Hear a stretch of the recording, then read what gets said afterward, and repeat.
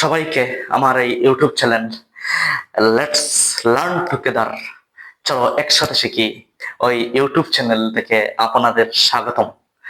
তো আজকের এই ভিডিওটি বিশেষত আমার দশম শ্রেণীর ছাত্র যারা ওই বছর এইচএসএলসি এক্সাম দেবে তাদের উদ্দেশ্য করে আমি এই ভিডিওটি বানাচ্ছি। যেহেতু ভিডিওটি বানাচ্ছি আমি একজন বিজ্ঞানের শিক্ষক, তাই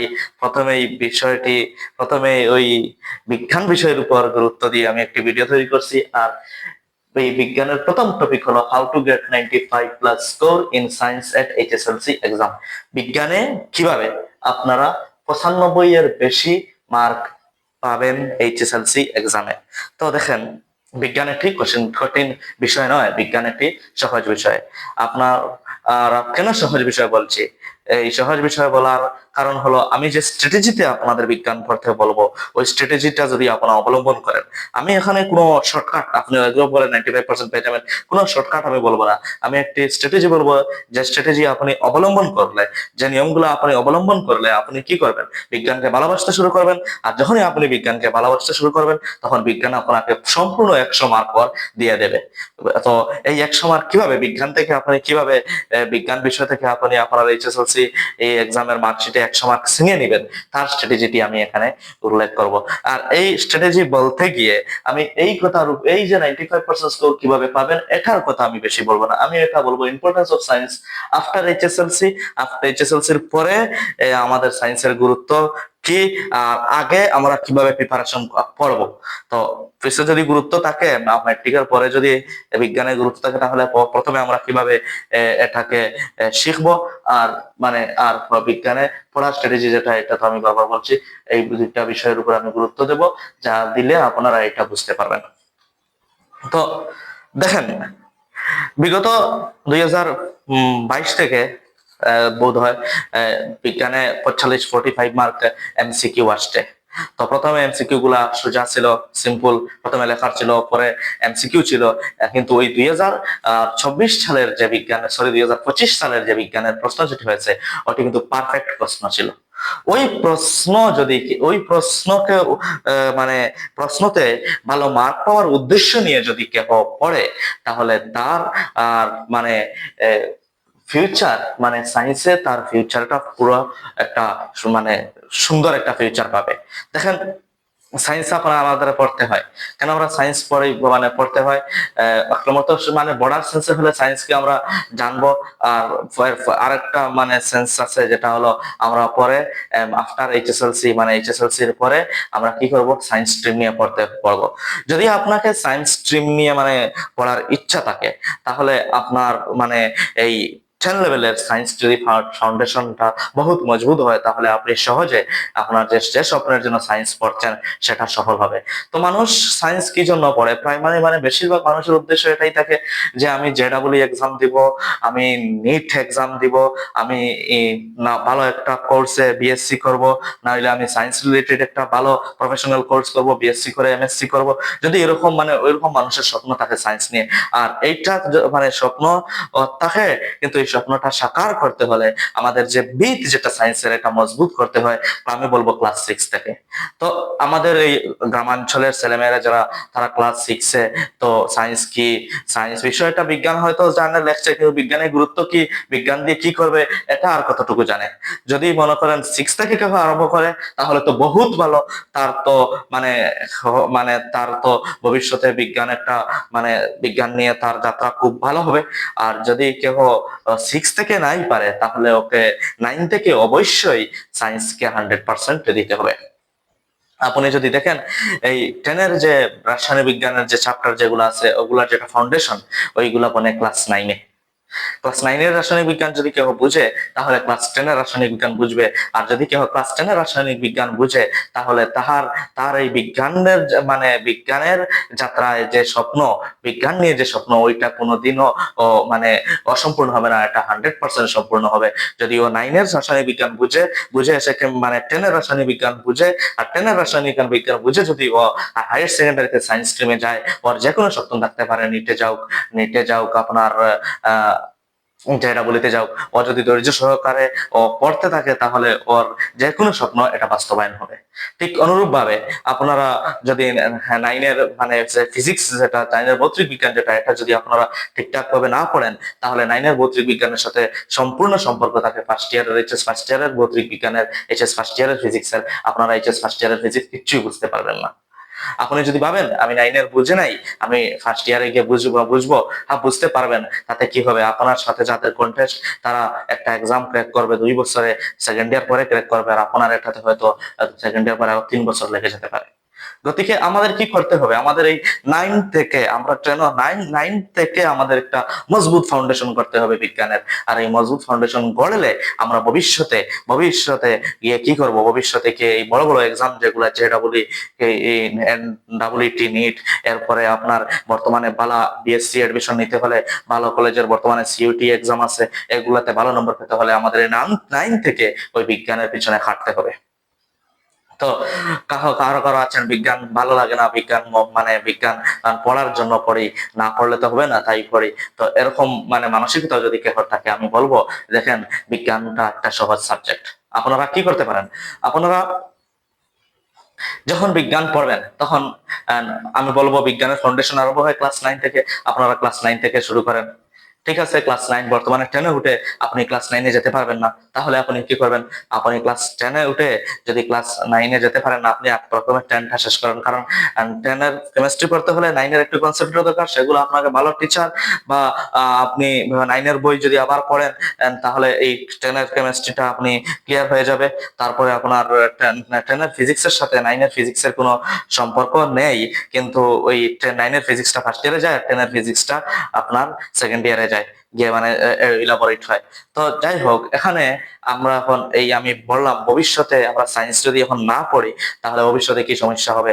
সায়েন্স এখন না পড়লে আপনি 9-এর সায়েন্স যদি ভালো করে না পড়েন তো আপনি 10-এর তো অর্ধেক সায়েন্স পারবেন না, আর ফার্স্ট ইয়ার তো আপনি পারবেন নাই। আপনি যদি 10-এর সায়েন্স ভালো করে ক্লিয়ার না করেন তাহলে আপনি সেকেন্ড ইয়ারও পারবেন না। তো সুতরাং আপনাকে কি করতে হবে, এই সায়েন্স বিষয়টিকে ভালো করে পড়তে হবে। কিভাবে পড়বো, আমি আমার ক্লাসরুমে বলে থাকি, আর ওইটা যারা ইমপ্লিমেন্ট করে তারা এই 95+ মার্ক পর্যন্ত পেয়ে যায়। আমি আমার একজন ছাত্র সর্বোচ্চ 100 মার্ক পেয়েছে সায়েন্সে, এটা আমি গর্বের সাথে বলতে পারি।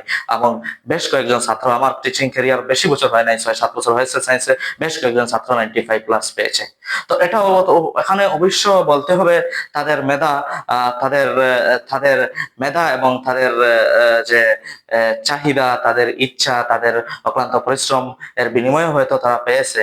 কিন্তু ও একটা আমি আমি ওদের এই যাত্রায় সাক্ষী রেখে আমি এই আমার এক্সপিরিয়েন্স আমি ওটা বলতে পারি তারা কি করতো। তাদের আমি এটাই উপদেশ দিতাম যে তোমরা বিজ্ঞানের প্রতিটা শব্দ, বিজ্ঞানের বইটা কত বড়, এত বড়, 9-এরটা একটু ছোট আর 10-এরটা একটু বড়, ওই বিজ্ঞান একটা বছর পুরা থাকে ওই বইটা পড়ার জন্য। আমি বলতাম প্রতিটা লাইন তোমরা পড়ো, তোমরা প্রতিটা কার্য যেটা কার্য থাকে সাইটে ওইটা পড়ো।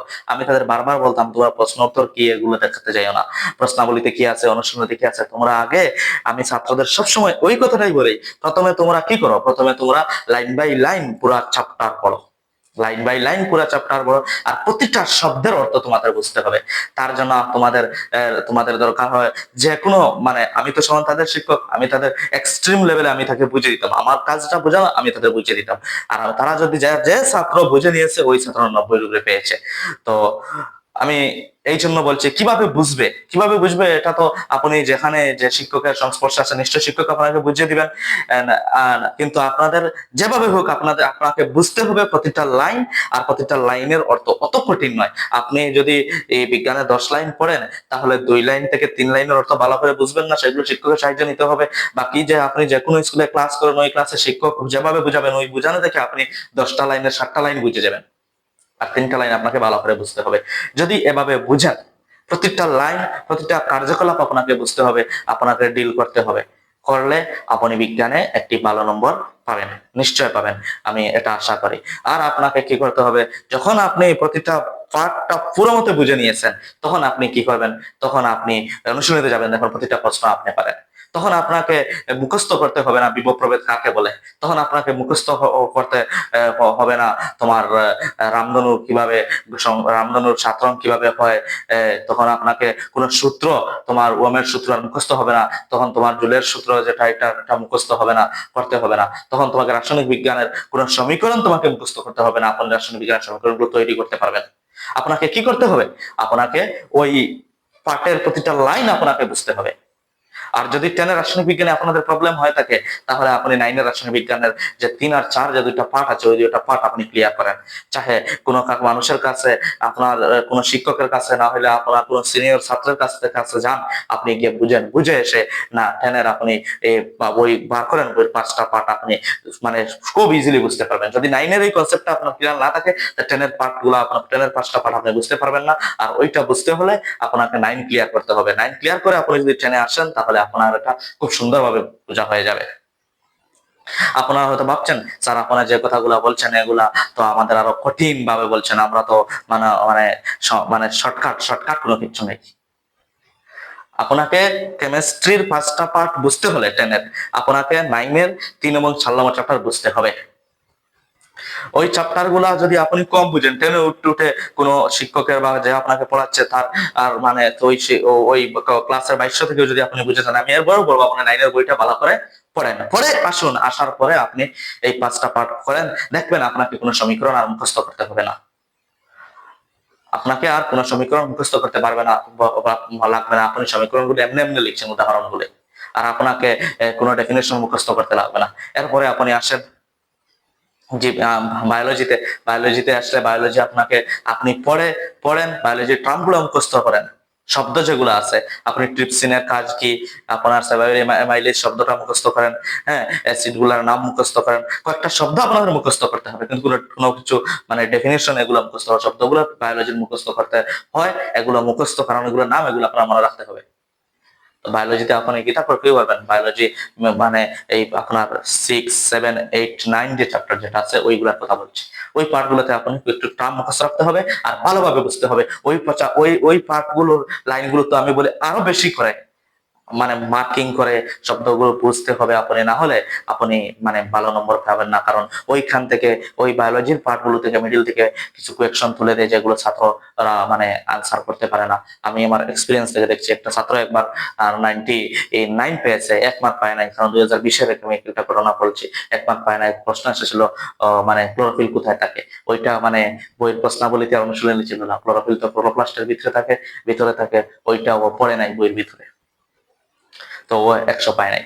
তো যাই হোক, আমি এক কথা বলবো যে আপনারা বায়োলজিটাও কি করেন, প্রতিটা লাইন আপনারা পড়েন। এরপরে ফিজিক্সের পোরশন আপনি বুঝতে হবে, আপনি আলোর পাঠটাও মানে বহুত ইজি, আপনি লাইন বাই লাইন বুঝেন, বুঝার দিকে আপনি গুরুত্ব দেন, কোনো সময় মুখস্থর দিকে গুরুত্ব দিবেন না। মুখস্থর দিকে গুরুত্ব দিলে আপনি হয়তো মার্ক পেয়ে যাবেন, 80 পেয়ে যেতে পারেন, 70 পেয়ে যেতে, 80 উপরে পাবেন না, আগে পাওয়া যেত 95 পাইলে তো ছাত্র মুখস্থ হয়, এখন তো পাইতো না, 80 পাওয়া কঠিন হয়ে যাবে, আপনি 60 পেয়ে যাবেন সায়েন্সে মুখস্থ করে, কিন্তু মানে আপনি ভবিষ্যতে গিয়ে আর সায়েন্স নিয়ে স্বপ্ন দেখা বন্ধ করে দিতে হবে, আপনার বহুত কষ্ট হবে, পারবেন না। সুতরাং ফিজিক্স আপনাকে বুঝতে হবে, টোটাল বুঝতে হবে, ফিজিক্সের যেগুলো কার্য আছে সেগুলো যদি করতে পারেন না, তাহলে ইউটিউবে দেখেন, যদি পারেন করেন, না হলে লেখা যেগুলো আছে এগুলো বুঝেন, টিচারকে বলেন বুঝিয়ে দিতে, ফিজিক্স এভাবে বুঝেন। এরপরে যেগুলো চ্যাপ্টার আছে পরিবেশের উপর, এগুলো সহজ চ্যাপ্টার, এগুলো আপনার নিজে রিডিং পড়লে বুঝে নেবেন, এইগুলো তো ঠিক আছে। তো আমি অল টোটালি এই ভিডিওতে মাধ্যমে ওটা বলতে চাই যে সায়েন্স আপনাকে বুঝতে হবে, সায়েন্স বোঝাটা কঠিন নয়, সোজা, আপনাকে একটু ধ্যান দিতে হবে, আপনাকে মানে মানসিক ভাবে মানে রেডি হতে হবে, আমি বিজ্ঞান বুঝবো। আপনার যদি মানসিকতা রেডি রাখেন বিজ্ঞান বুঝবো, তাহলে আপনি বুঝতে পারবেন। আর এখানে একজন ভালো শিক্ষকের সবসময় প্রয়োজন সায়েন্স বুঝতে হলে, আর ওই ভালো শিক্ষক আমি আশা করি আপনাদের যে ইনস্টিটিউশনে যিনি আছেন ওনারা পাচ্ছেন। আর আমি এই ইউটিউব চ্যানেলে আমি কন্টিনিউ সায়েন্সের ভিডিও ডালতে থাকবো। আমার ইচ্ছা বর্তমানে বিদ্যুতের চ্যাপ্টারটি আমি আরম্ভ করবো, 12 নম্বর চ্যাপ্টারটি। আপনাদের যদি কোনো বিশেষ চাহিদা থাকে তাহলে আমাকে কমেন্ট করে জানাতে পারেন। আর এই স্ট্র্যাটেজি যদি আপনারা পড়েন, আমি আমার বেস্ট দিয়ে দেবো আপনাদের বুঝাতে, আপনারা যদি বুঝেন তাহলে আমি আশা করি 95 থেকে 100 মার্ক পাবেন। আপনারা বিজ্ঞান বুঝে পড়ার চেষ্টা করুন, দেখবেন প্রশ্নাবলী অনুশীলনী এদিকে আর ধ্যান দেবেন না, এগুলো আপনারা অভ্যাসের জন্য অভ্যাস করার জন্য প্রশ্নাবলী অনুশীলনের দিকে আসবেন। মানে অঙ্কগুলো ও মানে অঙ্ক করার জন্য কিছু মানে আমি কতটুকু পারি এটা দেখার জন্য, বা প্রশ্ন উত্তর যেগুলো আছে এগুলো আমি কি পারি এটা দেখার জন্য আপনারা আসবেন। আর না হয় আপনারা সবসময় শুধু ওই অনুশীলনের দিকে মানে ওই সবসময় শুধু পাঠ পড়ার দিকে লক্ষ্য রাখেন, পাঠটি বুঝার দিকে লক্ষ্য রাখেন, কোনো শর্টকাটে যাবেন না, পাঠে সময় দেন, বহুত মার্ক পাবেন। আর যদি এই ইউএম সূত্র, ওই তোমার আর ফ্লেমিঙ্গের ডান হাত, ফ্লেমিঙ্গের বাম হাতের সূত্র, আলোকের প্রতিফলন সূত্র, স্নেলের সূত্রগুলো মুখস্থ করেন, মুখস্থ করে পরীক্ষা লেখা যায় না, অর্ধেক মুখস্থ করে আপনারা হচ্ছে মুখস্থ করে খুব ভালো লিখে নিলেন, 85 পেয়ে গেলেন, তাহলে কি করবে? আপনি ফার্স্ট ইয়ারে গিয়ে জিরো হয়ে যাবেন, আপনি সেকেন্ড ইয়ারে গিয়ে জিরো হয়ে, আপনার যদি স্বপ্ন থাকে জেডাবল কোয়ালিফাই করার, নেট কোয়ালিফাই করার, এটা কোনোদিন বাস্তবায়ন হবে না যদি 9-10 মানে সায়েন্স মুখস্থ করেন। আমি শুধু 9-10 কথা বলছি কারণ এখন আর তো মানে 10 থেকে আপনি 9-এ যেতে পারবেন, গিয়ে বইগুলা দেখতে পারবেন, কিন্তু এর নিচে যেতে পারবেন না। যদি পারেন তাহলে এর নিচের বইগুলো দেখেন, এইগুলোতে আরো বেশি মানে জিনিস লুকিয়ে আছে। প্রতিটা বইয়ে অনেক কিছু শেখার আছে, যেগুলো জমিয়ে গিয়ে ক্লাস 10-এর আমরা মেট্রিকুলেশন সবকিছু যদি পড়ে আসেন, মেট্রিকে 100% ভাবে সবকিছু যদি না পড়ে আসেন, আপনি নাইনের যে টপিক যেগুলো আমি লোয়ার কথা বলছি, এগুলো নিয়ে 10-এ আপনি পড়েন, আপনি ভালো নম্বর পাবেন। আর আপনাকে ফার্স্ট ইয়ার সেকেন্ড ইয়ারে যদি আপনার কোনো নিটটার যে কোনো স্বপ্ন থাকে বা ভালো কোর্সে যাওয়ার স্বপ্ন থাকে, তাহলে অবশ্যই আপনাকে 9 পড়তে হবে, আপনাকে 8-এর বইও পড়তে হবে, ভালো করে 6-এর বইও পড়তে হবে, 7-এর বইও পড়তে হবে। আপনি যখন সময় পাবেন এগুলো পড়ে নেবেন, না হলে আপনার সায়েন্সের যাত্রাটা বহুত কষ্ট হবে। ধন্যবাদ। এগুলো এই আমার প্রথম ফেস ভিডিও। আমি আশা রাখি আমি যেন এই ভিডিওগুলো কন্টিনিউ রাখতে পারি, যাতে এই ক্লাস 10 অবধি যারা শিক্ষার্থী আছে তারা উপকৃত হয়। ধন্যবাদ।